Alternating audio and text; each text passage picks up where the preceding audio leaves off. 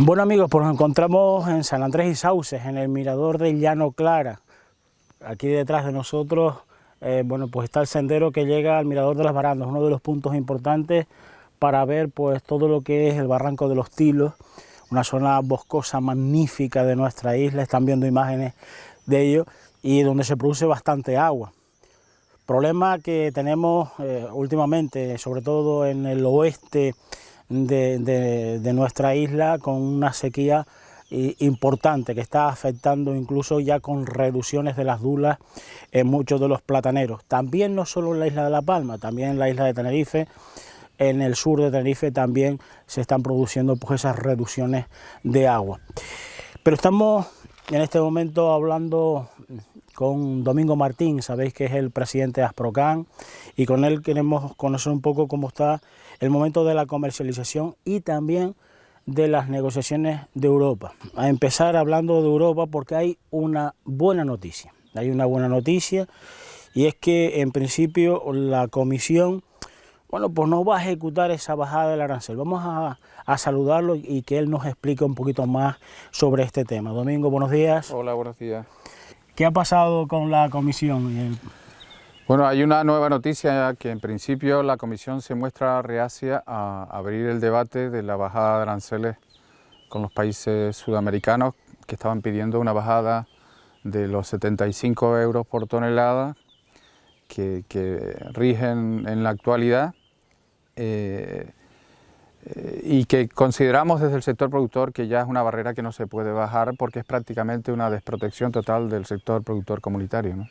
Domingo, ¿cómo ha evolucionado ese descreste arancelario desde un primer momento que estaba a 175 euros por tonelada? ¿Era? Exacto.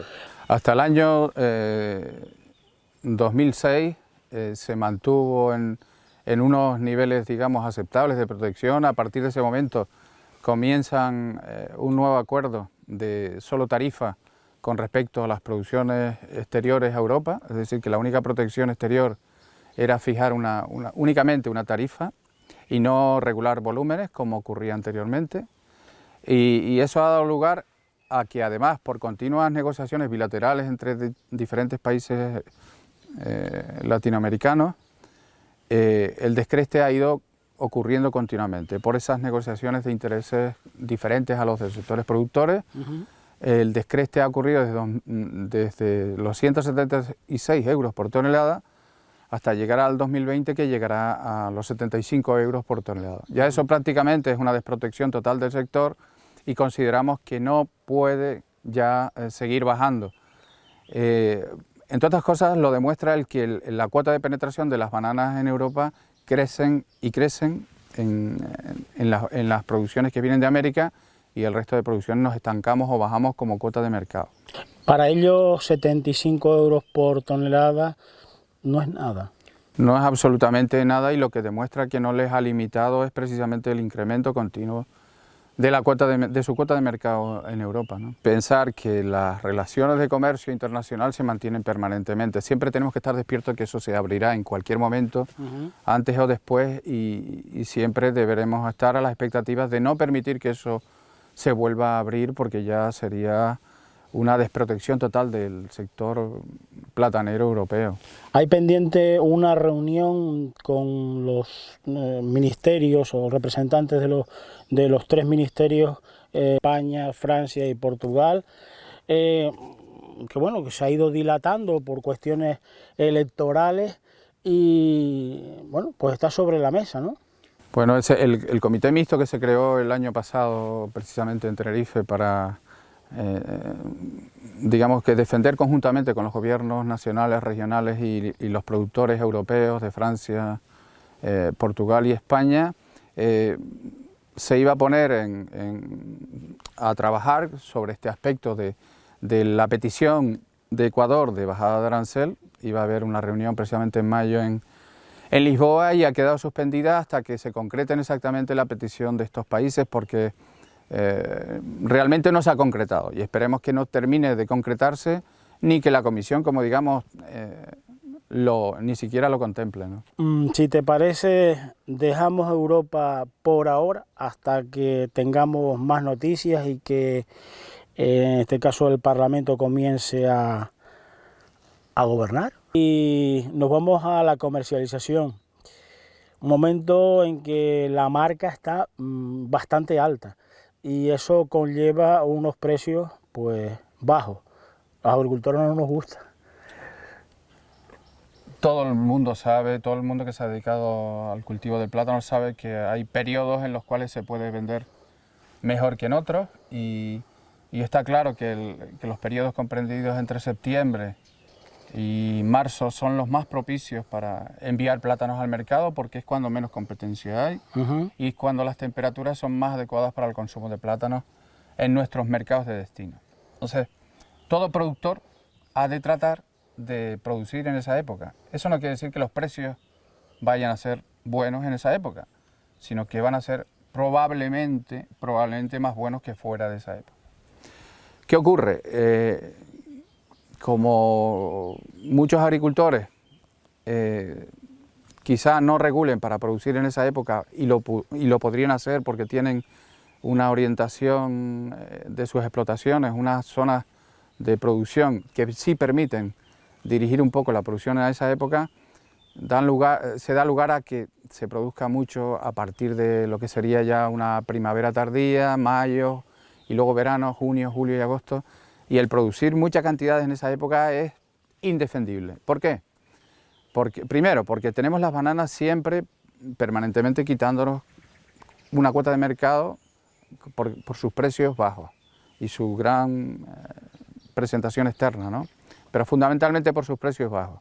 Y luego tenemos como a partir del mes de mayo ya hay fruta de verano, empiezan las primeras frutas que son caras, pero ya a medida que nos metemos en junio, julio y agosto, la competencia es brutal de frutas de temporada que conjuntamente con las altas temperaturas dan lugar a que la gente compre menos plátanos. A la gente no se le puede obligar a comprar plátanos y todo eso da lugar a que las cantidades de plátano de Canarias deban ser más bajas en ese periodo para que tengan precios adecuados. Este año, por circunstancias de producción, por la climatología, están habiendo unas producciones que son demasiado altas. 7 millones de toneladas en esta época, nos tenemos que ir a muchos años hacia atrás para encontrarla y dan lugar a tener que hacer un gran esfuerzo para vender eso. 5 millones podríamos defenderlo bien, Domingo. 5 millones es una cantidad adecuada para no tener un mal precio en esta época, un muy mal precio. Hay que tener en cuenta también que hay, como decía, muchas frutas que en este momento están hasta solicitando. Leí la semana pasada que el sector de hueso, el melocotón, estaba pidiendo una retirada de 30 millones de kilos para ellos, para estabilizar precios, porque tienen una gran producción y no se vende. Entonces hay que tener en cuenta cuál es la realidad. El plátano no se vende solo en un mercado, sino que tiene muchos productos de competencia. El precio no se puede fijar. El sector como tal, la Asociación de Plátano de Canarias, APROCAN, no vende plátanos, no puede fijar precios. Lo más que puede hacer es publicidad para ayudar a vender en momentos determinados, pero no se pueden hacer campañas para tirar en volumen. Si por mucho que uno quiera invertir en momentos determinados, puede crecer un poco, pero nunca tanta cantidad como para tener un buen precio en este momento. Es muy difícil a veces, Domingo, hacer campañas orientadas a que tengan resultados en 15 días. Las campañas hay que prepararlas para quizás 2 o 3 meses antes para tener esos resultados, ¿no? Bueno, cuando vienen volúmenes así no se puede hacer mucho más que tratar de defenderlos a un precio mínimo. No estamos hablando de precios buenos, estamos hablando que no bajen de un determinado nivel, y lo que está claro es que cuando llegamos a cantidades que hunden un mercado totalmente, hunden el mercado por eso, porque un precio no se fija. Si nosotros no podemos llegar y decir, bueno, a partir de aquí no vendemos, el que los quiere, el que no, no. ¿Por qué? Porque tendríamos que dejar por la mitad de la producción, el cliente no los querría, y es así. Y no es tornillo. Sí, no, está claro que no son algo que se pueda acumular durante el tiempo y que no estamos solos, que estamos compitiendo con un montón de productos, y esa realidad la tenemos que asumir. ¿Qué se debe hacer como estrategia a medio o largo plazo? Lo primero, los agricultores debieran tener la conciencia de que, volviendo a repasar, todos aquellos que puedan producir en el periodo de máximo consumo, estamos hablando de septiembre a abril, mayo como mucho es el límite, que lo hagan y salirse fuera de las épocas conflictivas, porque antes o después van a ocurrir malos precios por la competencia. Eso no quiere decir que no haya diciembres malos, que no haya, como pasó el año pasado, que no haya noviembre, pero vuelvo a repetir que la probabilidad de que ocurran es mucho más baja a permitir que las producciones vengan al libre albedrío cuando se quiera y compitiendo con un montón de productos que están ahí, que están pegándose como nosotros por vender. Yo pienso que quizás las zonas bajas, zonas medias, tienen que ir a ventas más tempranas y bueno, pues aquellas zonas altas en las que es más difícil cambiar ese ciclo de producción, pues mantenerse en esos momentos más difíciles, ¿no? Está claro que esa es una decisión individual de cada uno de los agricultores a la hora fundamentalmente de deshijar, de llevar la plantación con mayor o menor densidad. Está claro que ese tipo de agricultor tiene que tener una experiencia y un dominio del cultivo, pero también la intención de no meterse en el lío de precios bajos, y no solo a él, sino que cuantos más van a esa época, luego se vuelve imposible mantener un precio adecuado. Es normal que un agricultor que suela ganar más en una época deba tener la tendencia a llevarlo a esa época. Y eso, qué mayor incentivo que los precios de mercado. Y lo que no se puede es mediatizar continuamente a un agricultor como si fuera un niño chico. Pero sí es verdad que si todos produjesen en épocas más adecuadas, la probabilidad de que los mercados funcionaran mejor sería mayor. Y es así. Bueno, pues visto lo visto, si llega el momento en que la cosa no hay rotación, se pone pesada, habrá que tomar una decisión, ¿no? Sí, no hay otra.